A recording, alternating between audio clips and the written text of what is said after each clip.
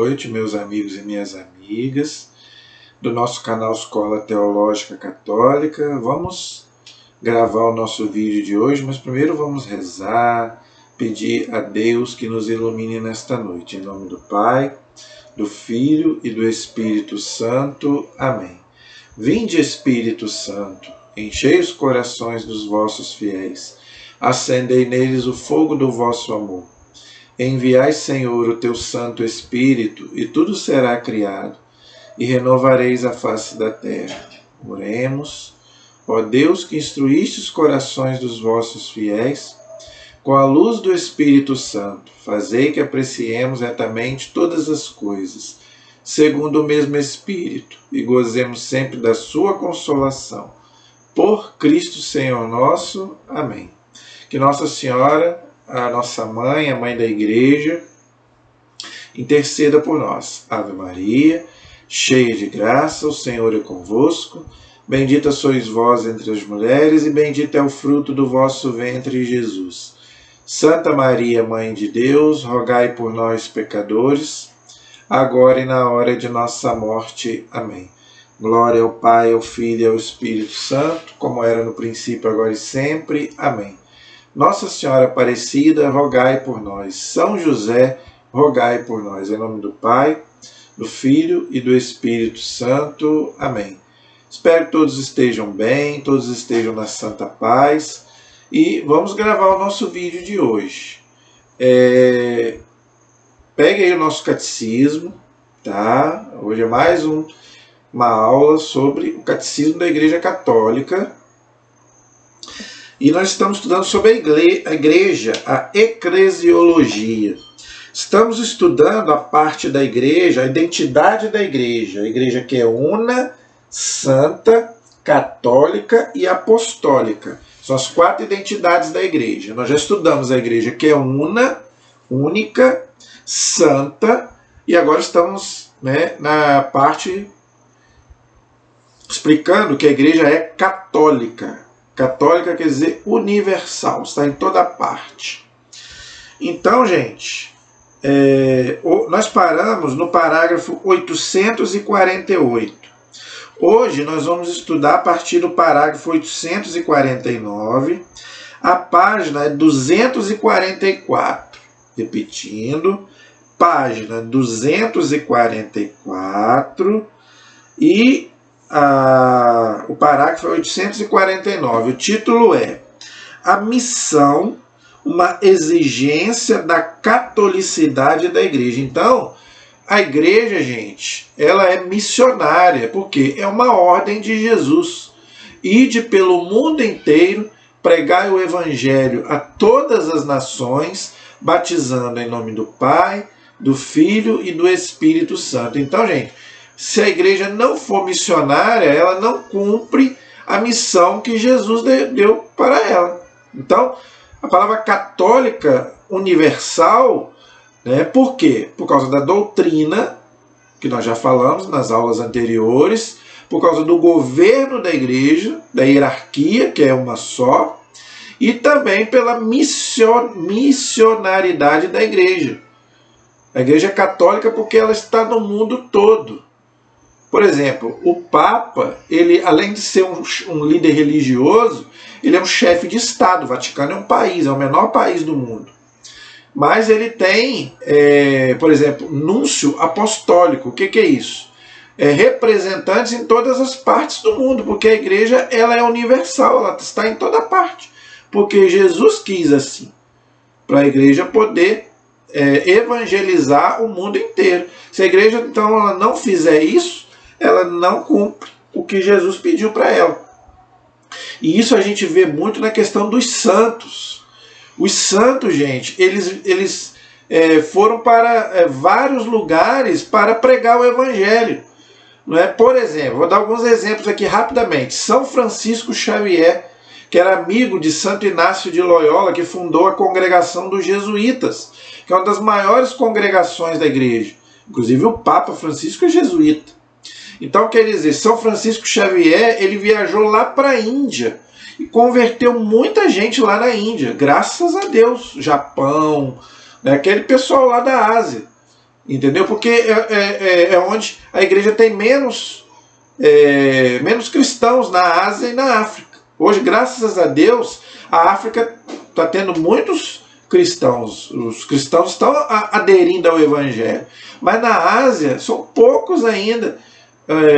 O cristianismo ainda é pouco na Ásia. Então, os santos eles vão muito para essas áreas. Né?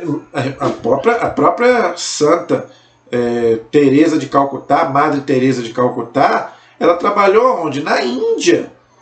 Né? Ela era missionária. Né? Ela, como leiga, como freira, né? Irmã, ela escolheu lá Calcutá, que era uma cidade da Índia, onde o cristianismo era mínimo.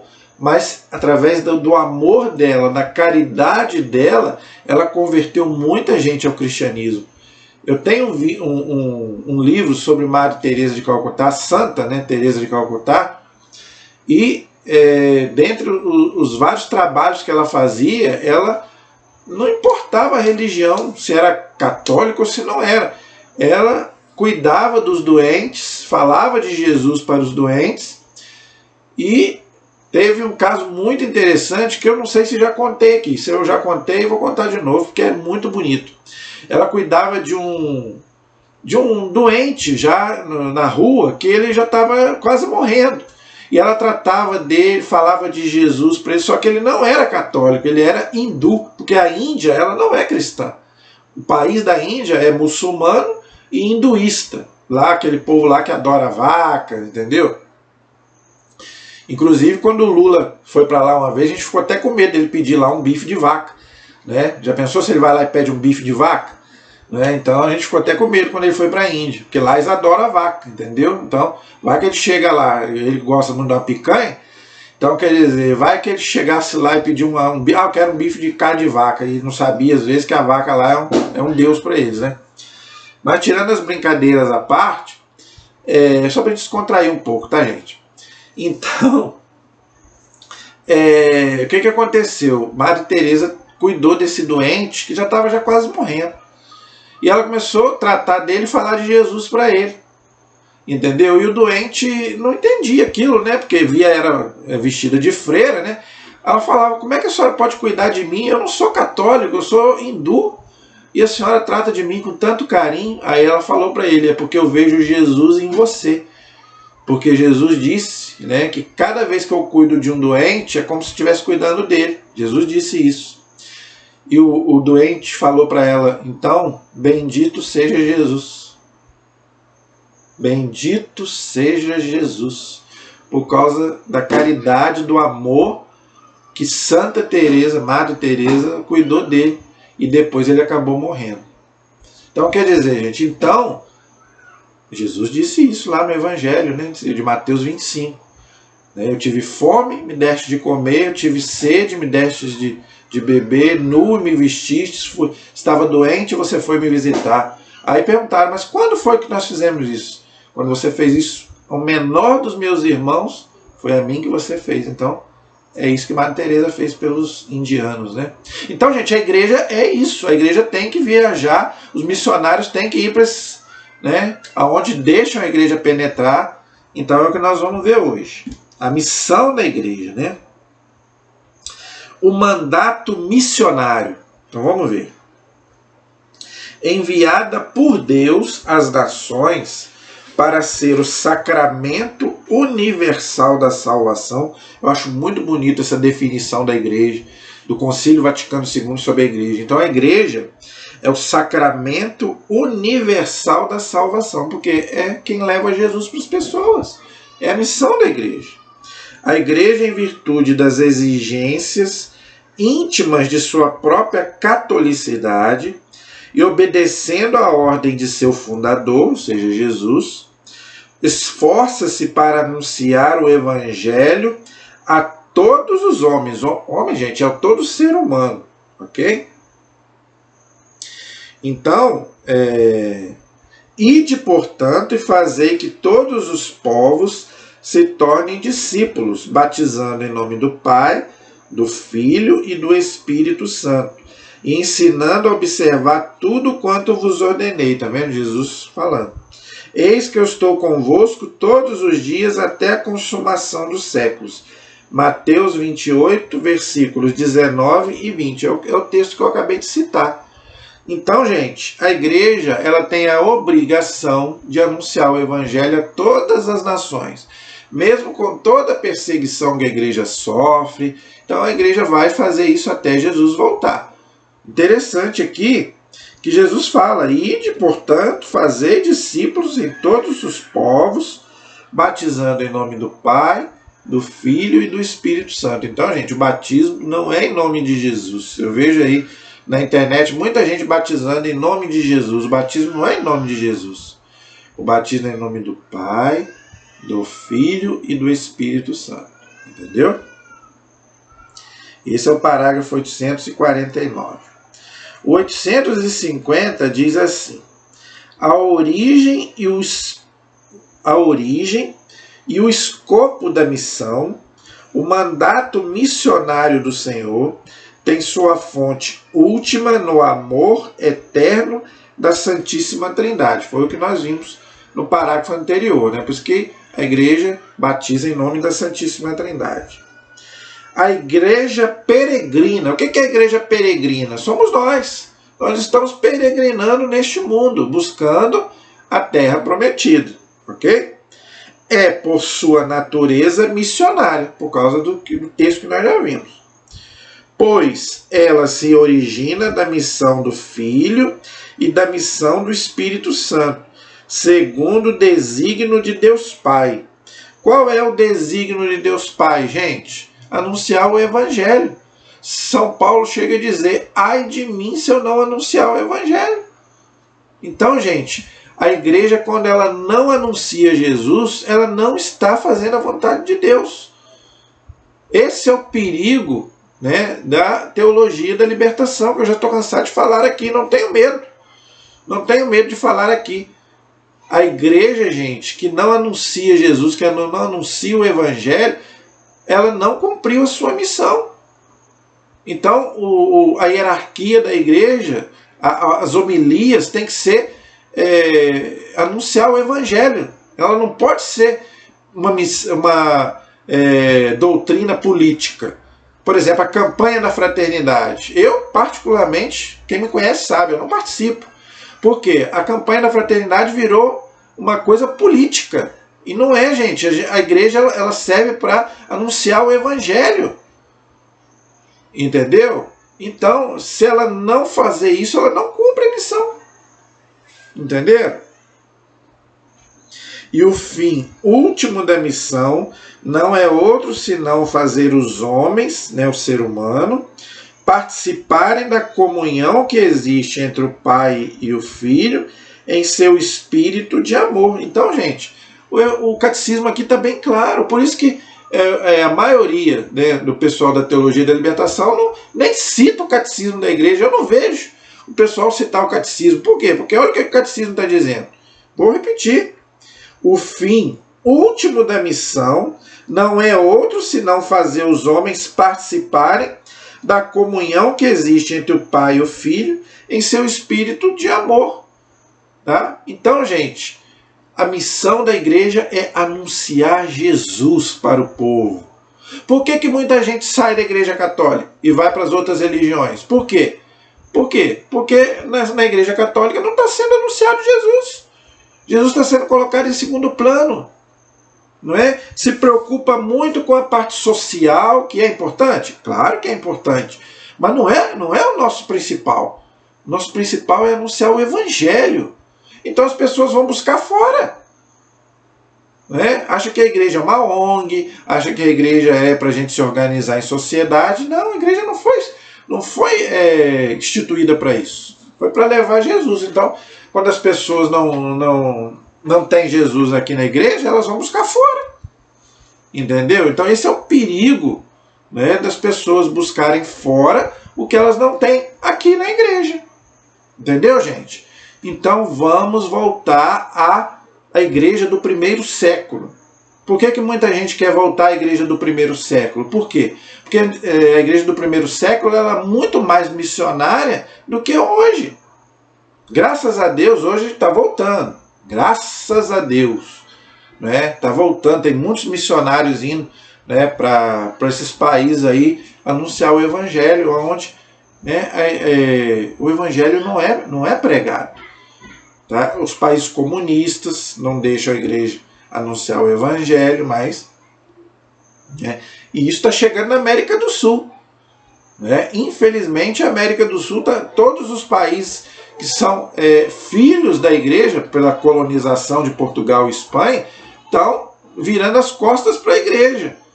Venezuela, Chile, até Argentina. A gente está vendo o que está acontecendo aí na Nicarágua, não é? E também a Europa, gente. A Europa está virando as costas para a igreja, para o cristianismo. É só você ver como é que está a Alemanha, não é? Então, tá difícil, mas vamos em frente, né? Esse é o parágrafo 850. O parágrafo 851 diz assim: o motivo da missão. Qual é o motivo da missão da igreja? É do amor de Deus por todos os homens, os seres humanos, que a igreja sempre tirou a obrigação e a força de seu clã missionário, pois o amor de Cristo nos impele. Nos impele o quê? Para poder pregar mais ainda. 2 Coríntios capítulo 5, versículo 14. Então, gente, é o amor que faz os missionários ir para esses países aí. Muitos deles nem voltam, porque são perseguidos e muitos deles são mortos pelo Estado Islâmico, né? Esses países aí que não deixam o evangelho penetrar. Entendeu? Mas a igreja vai em frente. Com efeito, Deus quer que todos os homens sejam salvos e cheguem ao conhecimento da verdade. Olha aí, 1 Timóteo capítulo 2, versículo 4. Então, a igreja quer que todos se salvem. Se escapar algum e não se salvar, não é culpa de Deus e nem da igreja, mas nós temos que fazer a nossa parte. Entendeu? Quer que a salvação de todos pelo conhecimento da verdade. Qual é a verdade? Jesus falou para Pilatos: eu sou a verdade. Não é? Que é o próprio Jesus. A salvação está na verdade. Os que obedecem à moção do Espírito da verdade já estão na comunhão da salvação. Mas a igreja, a quem esta verdade foi confiada, olha aí, deve ir ao encontro de seu anseio, levando-lhes a mesma verdade. Então a igreja tem que levar a verdade que é Cristo. Ela tem de ser missionária porque crê no projeto universal da salvação.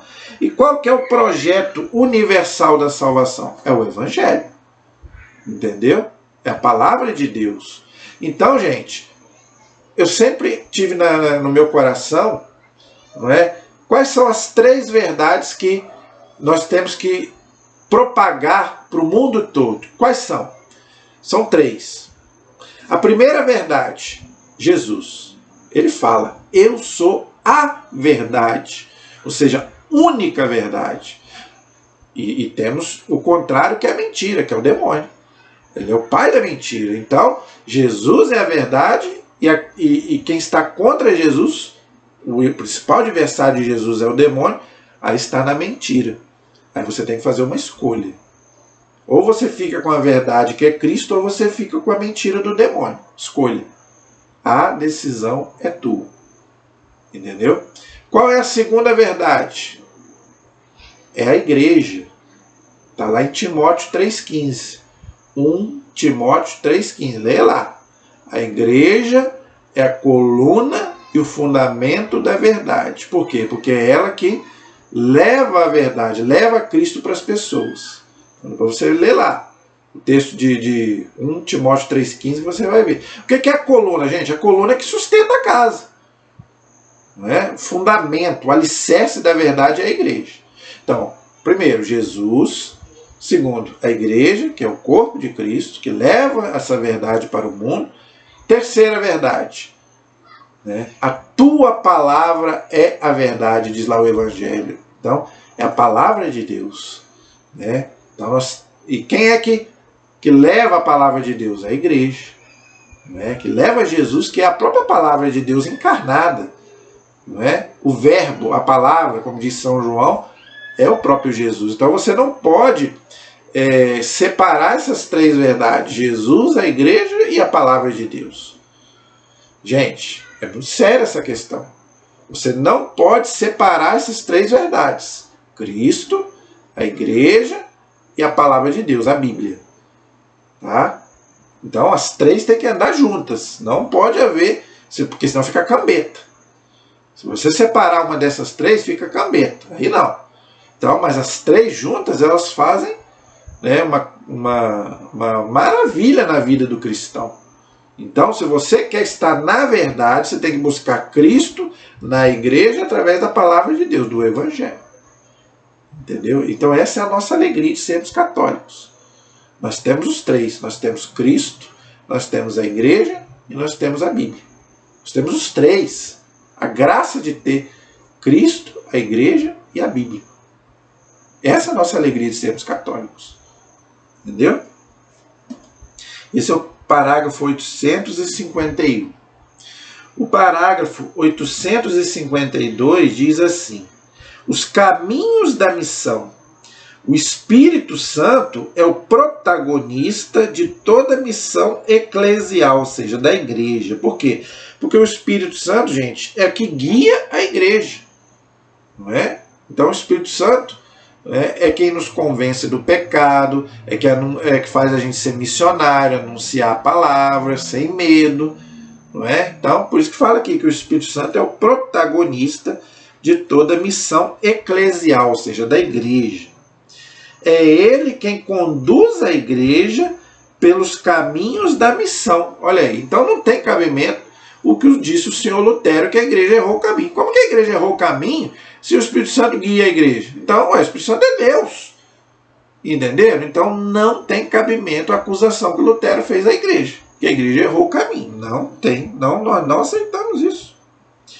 Esta missão, no decurso da história, olha aí, continua e desdobra a missão do próprio Cristo, enviado a evangelizar os pobres. Eis porque a igreja, impelida pelo Espírito de Cristo, deve trilhar a mesma senda de Cristo, isto é, o caminho da pobreza, da obediência, do serviço e da imolação de si até a morte, do qual ele saiu vencedor. Ele quem? Cristo saiu vencedor por sua ressurreição. Então, gente, eu vou explicar. É assim que o sangue dos mártires é uma semente de novos cristãos. Quem falou isso foi um padre da igreja chamado Tertuliano, lá do começo da igreja. O sangue dos mártires é semente de novos cristãos. Por quê? Porque os imperadores estavam matando os cristãos achando que isso ia acabar. Então, gente, no começo da igreja, os cristãos, eles eram mortos pelos imperadores, não é? Então, o Tertuliano falou para o imperador, não adianta ficar matando os cristãos, porque quanto mais matar os cristãos, mais nasce, né? Então, ele usou essa frase maravilhosa, né? O sangue dos mártires é semente de novos cristãos. E não é à toa que não adiantou nada matar os cristãos. Olha aí, os cristãos estão aí firmes e fortes e continuam matando. Não pense você que só matava os cristãos lá no primeiro século, não. Hoje, né, continuam se matando os cristãos. Lá nesses países muçulmanos, né, da África, lá da Ásia, continua matando os cristãos, mas não adianta. Quanto mais mata, quanto mais assassina cristãos, mais brota. E nós vamos em frente, nós vamos seguindo em frente.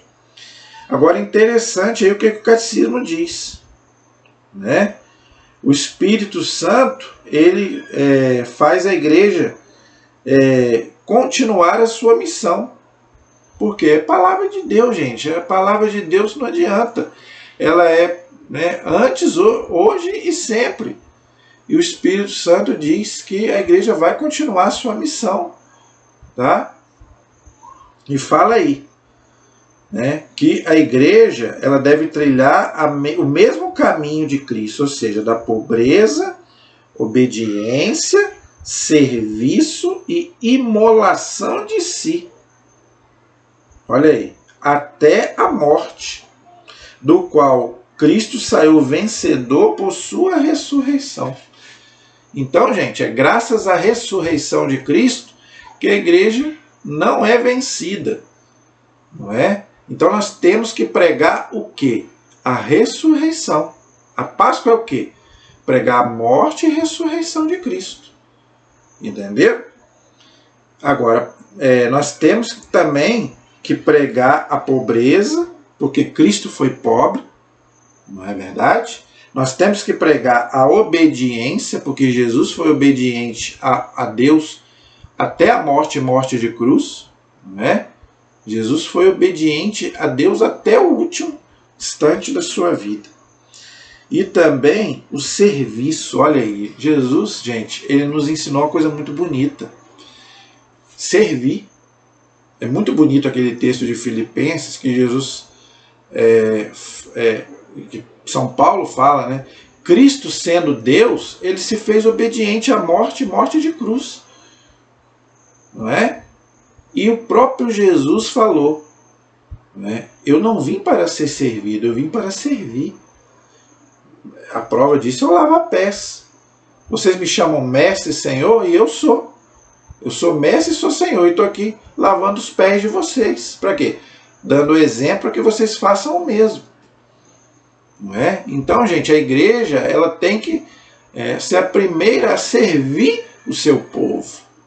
Então nós temos que ensinar isso, né, ao povo de Deus, aos jovens, né, ensinar a servir na palavra de Deus.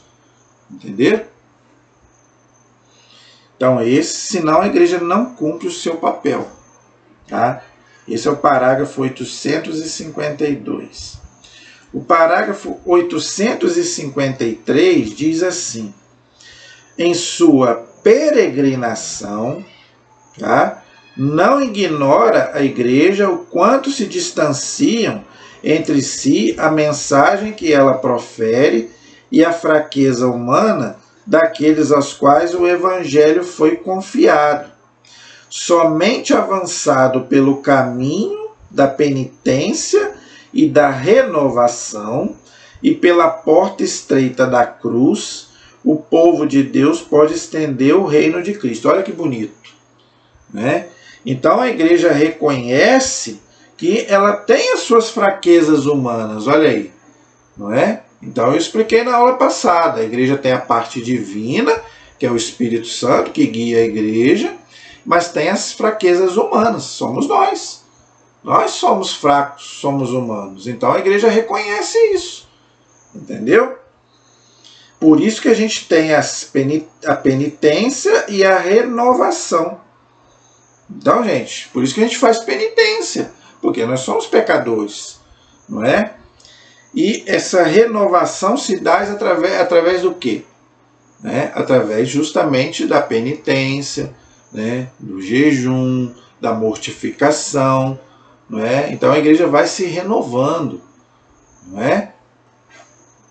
Muito interessante. E pela porta estreita da cruz. Olha aí. Então, gente, não existe vitória sem cruz. Jesus falou que quer entrar no céu, tem que entrar pela porta estreita. O povo de Deus pode estender o reino de Cristo, com efeito, assim como Cristo consumou a obra da redenção na pobreza e na perseguição, assim a igreja chamada seguiu o mesmo caminho, a fim de comunicar aos homens os frutos da salvação. Isso aí quem falou foi o Concílio Vaticano II, lá na Lumen Gentium, é um documento do Concílio Vaticano II. Então como é que a gente consegue dar frutos de salvação? Imitando Jesus, através da pobreza, não é? E da pobreza e na perseguição. Por quê, gente? Porque vai acontecer. Não perseguiram Jesus? A igreja vai ser perseguida do mesmo jeito. Mas a gente vai em frente, né? Com Deus a gente vence. Entendeu? Esse é o parágrafo 853. O 854 diz assim: por sua própria missão, a igreja caminha com a humanidade inteira, experimenta com o mundo a mesma sorte terrena. É como o fermento e a alma da sociedade humana a ser renovada em Cristo, transformada na família de Deus. Olha aí. Então, gente, a igreja ela é a família de Deus. Por isso que eu já expliquei isso aqui. São as duas instituições que são mais atacadas hoje. É o quê? A família e a igreja. A família tradicional, homem e mulher, não é? E a igreja. Por quê? Porque a igreja é a família de Deus. Por isso que a gente vê aí ataques aí da mídia, ataques aí dos meios de comunicação, não é? E o inimigo de Deus quer acabar com a família e quer acabar com a igreja. Entendeu?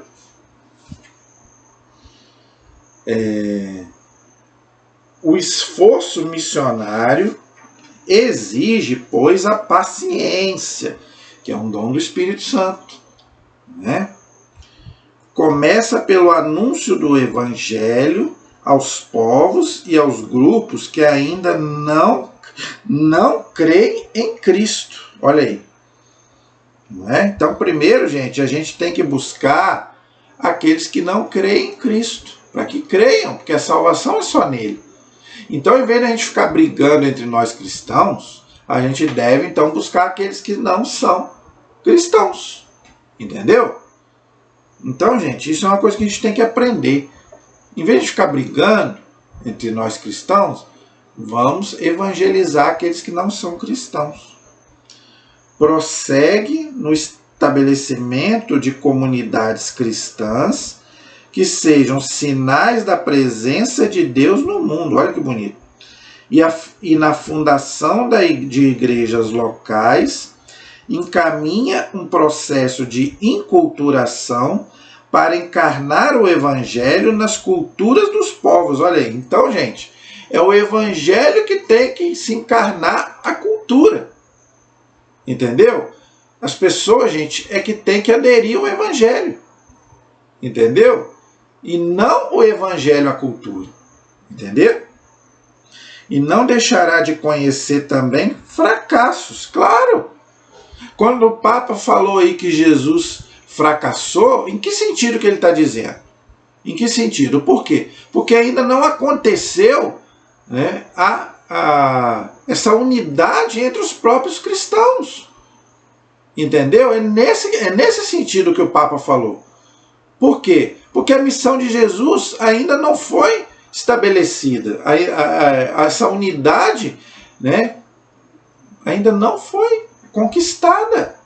Então, humanamente falando, Jesus fracassou, humanamente, mas não como Deus. Não é? Tanto que a palavra de Deus continua aí, firme e forte. Não é? Mas como homem, Jesus fracassou, como homem. Não é? Por quê? Porque Jesus morreu, deu a vida por cada um de nós, e mesmo assim os cristãos continuam brigando entre eles. Entendeu? Não houve ainda essa unidade que Jesus tanto quis. Tá? Então Jesus, a vitória de Cristo só vai acontecer quando realmente, né, o cristianismo triunfar, vamos dizer. E hoje não é o que está acontecendo. É só você ver aí a hostilidade que está acontecendo ao cristianismo. Entendeu? Hoje, gente, ser cristão hoje é um desafio. É um desafio. Fala que você é cristão aí nas universidades. Prega aí a doutrina de Cristo nas universidades, vão rir de você. A universidade hoje, gente, as próprias universidades cristãs católicas que a igreja fundou, estão virando as costas para Cristo e para a igreja. Entendeu? Quanto aos homens, sociedades e povos, apenas gradualmente os atinge e penetra e assim os assume na plenitude católica. Olha aí. Então, quer dizer, só quando realmente essa plenitude católica atingir o ponto máximo, é que, vamos dizer assim, nós podemos dizer que o Evangelho realmente penetrou nesses lugares, não é? Para quê? Para poder... E para que isso, gente? Para quê? Para trazer a salvação. Gente, quando os jesuítas chegaram aqui, por exemplo, o padre José de Anchieta, o que ele fazia? Ele atravessava rios e rios para batizar quem não era batizado. Os índios que estavam aqui, porque eles eram todos canibais, comia gente. Então o que os jesuítas fizeram? Foram lá e catequizaram os índios. E hoje? Hoje tem gente falando que não precisa mais batizar ninguém. Deixa crescer. Hoje em dia a moda deixa crescer para escolher se vai querer ser católico ou não. Essa é a moda de hoje. Não precisa batizar. Aquela ordem de Jesus, quem crer e for batizado será salvo, você é jogada para escanteio. Não, tem que esperar crescer para saber se a pessoa vai escolher. Hoje está assim. Esse é o parágrafo 854. 855 diz assim: a missão da igreja exige o esforço rumo à unidade dos cristãos. Olha aí, acabei de falar. Entendeu? Então, para que é o ecumenismo? Para quê? Para unir os cristãos, é missão. Haverá um só rebanho, um só pastor. Efetivamente, as divisões entre os cristãos impedem a igreja de realizar a plenitude da catolicidade que lhe é própria naqueles filhos que, embora lhe pertençam pelo batismo, estão separados da plena comunhão com ela. Então, gente, a pior coisa que existe para a igreja é a divisão. Não é à toa que o diabo está aí para dividir. Entendeu? Então, é a divisão que impede, que o reino de Deus cresça e apareça, vamos dizer assim. Não só isso, mas também para a própria igreja se torna tanto mais difícil exprimir na realidade de sua vida a plena catolicidade sob todos os aspectos. Por que é difícil? Por que a divisão impede a igreja de alcançar o seu objetivo? Por quê? Porque acontece essas, vamos dizer, contestações à doutrina. Se os próprios cristãos começam a contestar a doutrina católica, os de fora não vão aderir nunca. Entenderam? Se os próprios cristãos começam a sair da igreja por causa de contestações à doutrina, como aconteceu com o senhor Lutero, aqueles que estão fora da igreja vão contestar muito mais. Não vão querer vir para a igreja nunca. Se há divisão dentro da própria igreja, dentro do próprio cristianismo, que exemplo a gente vai dar para os outros? Nenhum. Então, gente, esse para mim foi o erro mais grave da reforma protestante, do Lutero. Entendeu? Por quê? Porque rachou a igreja, dividiu a igreja, o cristianismo. Depois disso, gente, só piorou. O que de frutos a reforma do senhor Lutero trouxe de bom para a igreja? Nenhum. Para o cristianismo? Nenhum. Depois disso, as pessoas se tornaram mais incrédulas, mais hostis ao cristianismo e à igreja. É o que nós estamos vendo hoje. Por que cresceu depois da reforma protestante o ateísmo, cresceu essa hostilidade contra a instituição, igreja? Eu quero Cristo, mas não quero a igreja, eu rezo em casa. Entendeu? Então isso aí é fruto dessa rebeldia à doutrina. Entendeu? Essa contestação à doutrina. Entendeu? Os sacramentos. Hoje ninguém busca mais os sacramentos. Ou quando busca assim superficial. É uma coisa que me deixa muito chateado na igreja. As pessoas buscam os sacramentos só para dizer que fizeram, tem, e depois, dão no pé, abandonam a igreja. Não são fiéis. Não. Se você me dizer aonde estão as pessoas que eu fico triste com isso. Eu não vejo mais na igreja os meus alunos do Crisma, que fizeram Crisma comigo, fizeram a primeira comunhão, fazem a primeira comunhão, fazem o Crisma e dão no pé. Saem da igreja ou não frequentam mais, só para dizer que fez. Entendeu? É isso aí, gente. Infelizmente é isso aí. Esse é o parágrafo 855. O 856 diz assim: a tarefa missionária implica um diálogo respeitoso com os que ainda não aceitam o Evangelho. Me fizeram essa pergunta essa semana, né, que o Papa, né, se o Papa vai unificar as religiões. Gente, o Papa não vai unificar nada, o Papa está dialogando com as religiões. Outra coisa, aquilo que a gente pode unir, a gente une. Por exemplo, contra as coisas ruins que existem no mundo. Né? As religiões têm que se unir. Você prefere o que? A guerra? Não. Acusam o Papa de anticristo porque o Papa quer a paz entre as religiões. Então Jesus também é anticristo. Uma vez eu vi uma pessoa chamar Jesus de anticristo. Aí depois eu fui entender. Porque Jesus, gente, foi o que mais pregou a paz. Jesus pregou. Jesus é o príncipe da paz. A paz vos dou. A paz esteja convosco. Jesus foi o que mais pregou a paz. Agora o Papa, quando prega a paz e pede que as religiões se unam pela paz, o Papa é anticristo. Ué, então Jesus também é anticristo, porque Jesus foi o que mais pregou a paz. Então, gente, entenda uma coisa. Diálogo é uma coisa, tá? Querer fazer uma mistura de religião é outra. O que a nova era quer é misturar todas as religiões e jogar fora o cristianismo. Agora, o Papa nunca fez isso. O Papa nunca não revogou um dogma. Me aponte um dogma que o Papa Francisco revogou. Né? Eu já ouvi, gente, muita gente aí escabelando as cabeças, né? Os poucos cabelos que tem. Né? Ah, mas o Papa vai mudar isso, vai mudar aquilo, o padre vai casar, as mulheres vai ordenar mulher e vai ordenar casamento, vai fazer casamento de homossexuais. Eu não vi o Papa fazer nada disso. O Papa continua querendo dialogar, ama a todos, recebe a todos, mas eu não vi o Papa revogar nada. Gente, o Papa não é maluco, o Papa não é louco de mexer nos dogmas da igreja, ele não vai fazer isso. O que ele quer é o que o catecismo está dizendo aqui. A tarefa missionária implica num diálogo respeitoso com os que ainda não aceitam o Evangelho. Gente, nós somos todos, claro, irmãos só pelo batismo.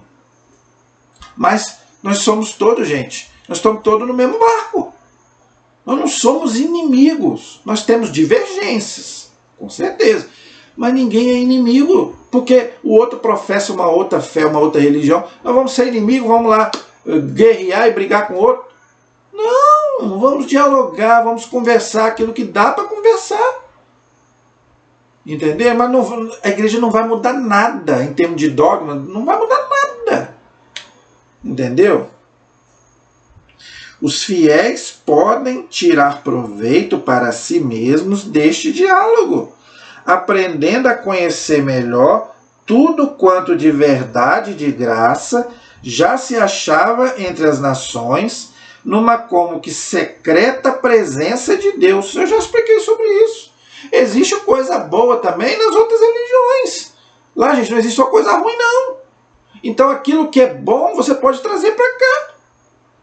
Entendeu? Então, não é porque é de outra religião, eles têm sementes de verdade. Claro que eles não têm a plenitude, só Cristo. Entendeu? Mas não quer dizer que tudo lá é ruim, não. Tem muita coisa lá que eles fazem que nós católicos não fazemos, que eu já te falei aqui. Rezar bastante, fazer penitência, entendeu?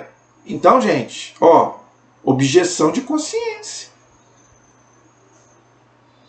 Se anunciam a boa nova aos que a desconhecem, é para consolidar, completar e elevar a verdade e o bem que Deus difundiu entre os homens e os povos e para purificá-los do erro e do mal, para a glória de Deus, a confusão do demônio e a felicidade do homem. Olha que coisa maravilhosa que o catecismo está dizendo aqui. Por que a gente busca um diálogo? Para quê? Para anunciar a boa nova aos que a desconhecem, o evangelho. Como é que você vai anunciar para o outro brigando com ele? Não! Gente, o que você não consegue pelo amor, esquece. Quem é casado aí sabe. Marido e mulher podem se desentender. Mas se não dialogarem, o casamento acaba. Ninguém sobrevive, gente, à falta de diálogo e à falta de amor, não. Como é que você vai trazer o outro para a sua fé na marra? Brigando com ele, falando mal da religião dele? Não! A religião, gente, tem que ser proposta, mas com amor. O que você não conseguir pelo amor, você não vai conseguir de outra forma. Então, olha que coisa bonita que o catecismo está dizendo. Para anunciar a boa nova aos que o desconhecem, para consolidar, completar e elevar a verdade e o bem que Deus difundiu entre os homens e os povos, para purificá-los do erro e do mal. Entendeu? Então, para você purificar o erro deles, você tem que ter jogo de cintura, tem que saber fazer. Na marra você não vai conseguir. Para a glória de Deus, a confusão do demônio e a felicidade do homem, ou seja, do ser humano. Então, gente, são essas três finalidades que a gente deve dialogar com aqueles que não comungam da mesma fé. Primeiramente, buscar a glória de Deus, porque Deus é um só. Né? Deus é um só. Ok? Segundo, a confusão do demônio, porque, gente, o que mais o demônio quer é levar muita gente para o inferno. Entendeu? Então, quer dizer, quando você tira uma pessoa lá do buraco, o demônio fica doido. Entendeu? E para a felicidade do ser humano, do homem. Tá? Por quê? Porque o homem ele só é feliz quando ele encontra a verdade. Santo Agostinho disse isso. Eu só encontrei a verdade. Santo Agostinho foi um homem mundano. Eu só encontrei a verdade quando eu encontrei Jesus. Entendeu? Mas essas coisas, gente, tem que ser feita com diálogo. E o Concílio Vaticano II foi uma bênção. Porque o Papa João XXIII, por isso que foi canonizado, é santo, né? Ele teve uma inspiração muito grande ao convocar o Concílio Vaticano II. Porque foi graças ao Concílio Vaticano II que foi um concílio que abriu as portas para esse diálogo. Porque antes, gente, a igreja era muito fechada. A igreja antes do Concílio Vaticano II, gente, ela era uma igreja, era muito, assim, não olhava para os lados, né, só para frente, mas não olhava para os lados. Né? Então, graças a Deus, hoje, né, a igreja, claro que houveram abusos, houveram. Isso não quer dizer que nós vamos fazer uma mistura de religião, né, e vai colocar todo mundo lá para celebrar a missa. Não, claro que não. Ninguém é louco de fazer isso. Ninguém pode fazer isso. Não é isso. Mas isso, gente, isso aí, claro, né, que teve pessoas que usaram o Concílio Vaticano II para o mal. Mas aí não é culpa da igreja, não é culpa do concílio. A ideia do Papa e do concílio foram ótimas. Dialogar, conversar. Entenderam? Então, gente, vamos rezar, né, para que a missão da igreja e a divisão, né, não seja maior do que o amor que nós cristãos... Qual é a carteirinha de identidade do cristão, gente? O que Jesus disse lá do Evangelho de São João? Se me amais, sereis meus discípulos e guardareis os meus mandamentos. O meu mandamento é o quê? Que vos ameis uns aos outros. E Jesus não falou que você tem que amar só os cristãos. Não. Então você tem que amar a todos. Ok? Então, gente, paramos aí no parágrafo 856. Na próxima aula, nós vamos estudar a igreja que é apostólica. Então, mais uma identidade da igreja. Então, na próxima aula, parágrafo 857, a igreja é apostólica. Então, nós vamos estudar o que quer dizer essa identidade da igreja. Tá bom? Espero que vocês tenham gostado da nossa aula de hoje. Continuem compartilhando os nossos vídeos. Continuem se inscrevendo no nosso canal, gente, por favor, ok? Comentem aí o que vocês quiserem comentar, não tem problema. E nós vamos seguir em frente com a graça de Deus, até quando Deus permitir. A nossa proteção está no nome do Senhor, que fez o céu e fez a terra. Estivemos e permaneceremos unidos em nome do Pai, do Filho e do Espírito Santo. Amém. Até o próximo vídeo, se Deus quiser. Deus abençoe a todos.